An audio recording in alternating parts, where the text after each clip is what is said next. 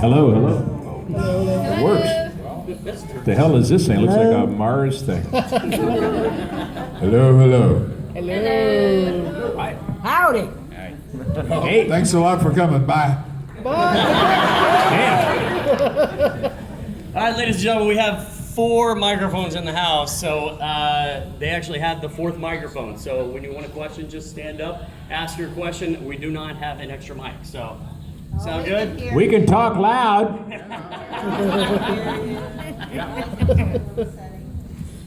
Really, where's William and Leslie? I don't know. You know what? Why don't you take this one? We can speak up. Okay. We can share. We can speak up. They gave me the microphone back. Uh-oh. Look out now.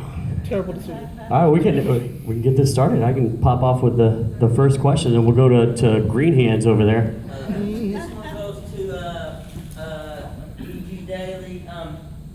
And the film you play on in 1998, Babe Pig in the City, I noticed there's a lot of...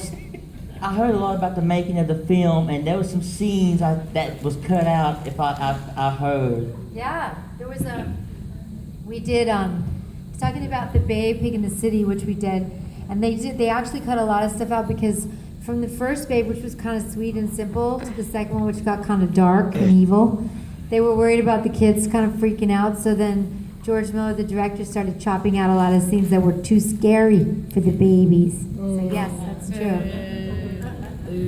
We eat babies. Yeah, I was going to say. It started with bacon for breakfast. I don't need no mic, I'm loud enough.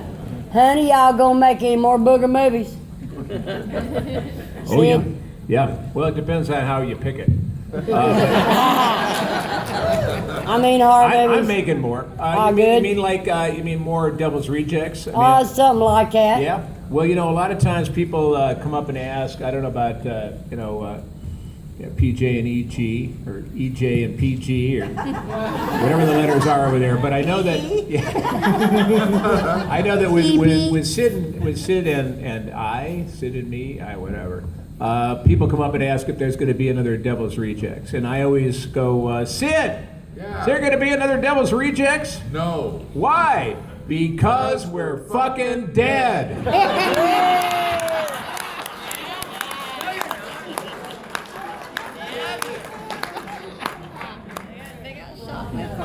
Yeah.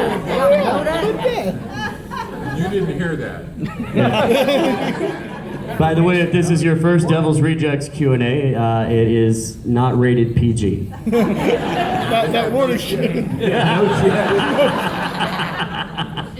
Got a question right over here. Actually, it's more of a comment. The 2 ladies on the end, first thing I saw you in was No Smile Affair and Stripes. You guys are probably my first crush. All right. Thank you. Man with good taste. Yeah. Got a question right over here. Question. This one's for Sid. I was wondering what your mama's chicken recipe was. I hate fucking chicken. Through the whole making of that movie, we had to eat nothing but chicken. And it was KFC and it was grease on the bone. So I had to come up with my own chicken recipe. And I call it chicken nipples. Because nobody ever seen a nugget on a chicken. Okay? So, but if it's got breasts, it's got to be nipples someplace. So that's what I'm frying up. That's really close. I recognize her. Hi. Nobody came to tell William. Oh, wow. Hi, gorgeous. Get him, honey, get him. Just a second. I want to tell somebody something. Oh. Get a chair. There you go. Look at you. You are so polite. Yeah. Yeah. That's Mother Firefly from the Devil's Rejects, folks. It's Leslie Easterbrook. who's wearing a fabulous flowered shirt. She's got some black pants. Her hair looks divine. Oh, sure, thank you very much. It's like I put my head in the ringer. Well, that's all right. Hi.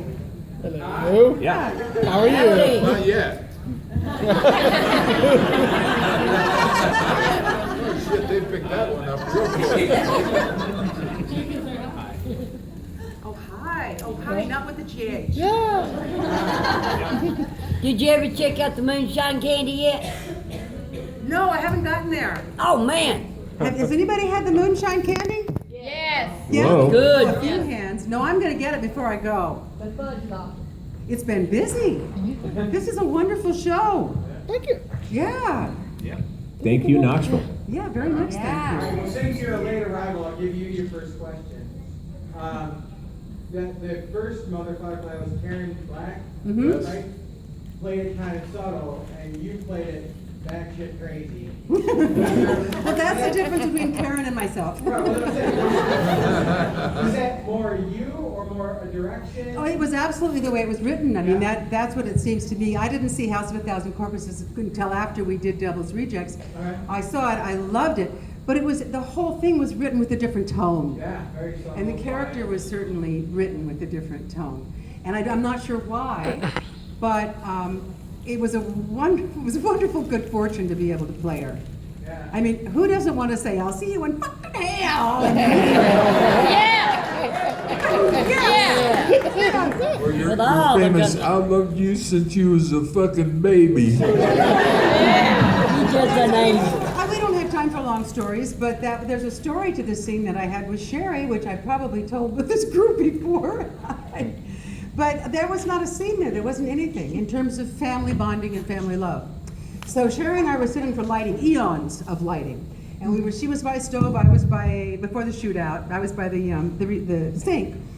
And we started talking about how, gosh, my character stays behind and, is gonna shoot herself to, because Tyler is there, but also to protect you and baby from the cops and to give you time and all that. So I pretty much this character gives her life. I said, we must love each other very deeply. And she said, yeah. And so I said, wouldn't it be nice if we could say something? And she goes, yeah. And so we talked about that for a while. And all of a sudden, Rob comes marching through and he goes and he checks on the equipment. And he comes back through and Sherry says, Rob, Leslie has something to tell you. Rob is so specific, which is the marvelous thing about working for him as a director, that you don't want to get in his hair. You don't want to disturb him. You don't want to bother him. So I explained it to him, and he just turned around and walked away. He was gone. It was like there was a breeze as he walked by. So we sat there about 20 more minutes in lighting, going, well, it was a good idea. It would have been nice. He walks in the door. He's got four pieces of paper, 2 for me, 2 for Sherry, and that little scene that we have where we say, when you was a fucking baby. It's a whole little 2-page scene. And he just went out, put it on the computer, printed it out, and brought in not a word. He doesn't say a word. He just drops off the 2 pages, and he walks out. And that's how that came to be. Yeah. Phenomenal directing. And he said, don't fuck it up. Sid, I wish he had said that, and I wouldn't have.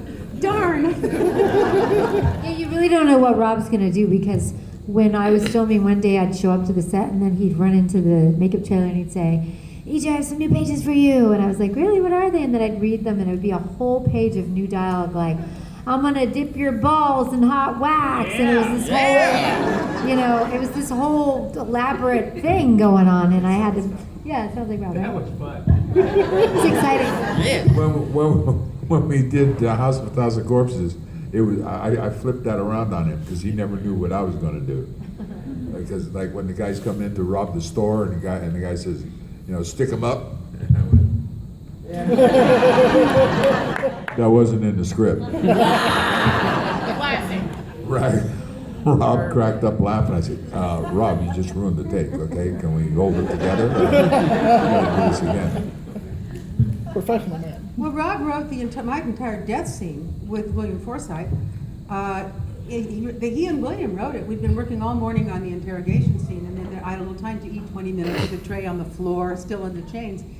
And so I'm sitting there eating and just shaking because it had been a long, long day. 5 hours, I think, shooting all the coverage on it. So they walk in with the whole scene, the death scene.